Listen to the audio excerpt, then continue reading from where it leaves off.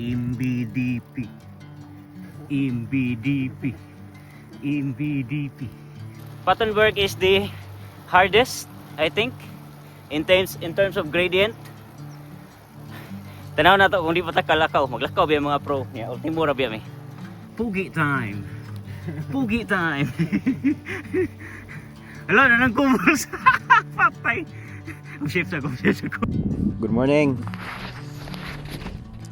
Nata karon sa Oudenaarde, Belgium. Last week dito garis ang sa to na race.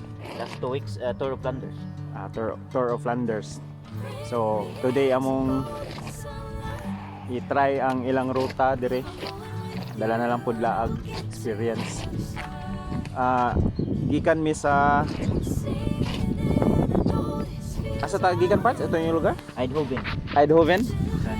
Sa Netherlands ni travel may og 2 hours. Nag-live ka? Recording ra. Oh. Travel mig 2 hours from Netherlands to Belgium. We are starting to follow the Ronde van Vlaanderen route, the shortest one, which is 80 kilometers. So first 3 climbs will be the Quaremont, Koppenberg, and the Paterberg. So we'll be climbing the old Quaremont with Valkyries. Go Chris! Go Chris! Okay, first cobble climb of the day, the old Quaremont. Yawa! Lain na.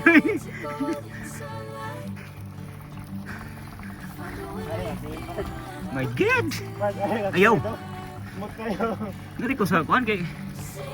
Pero ma-feel mo ba nga? Ang lumba ba?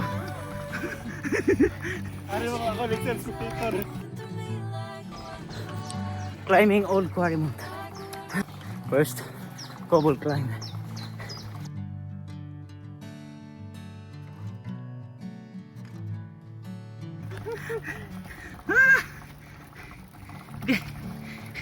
Matutup na itong itlog.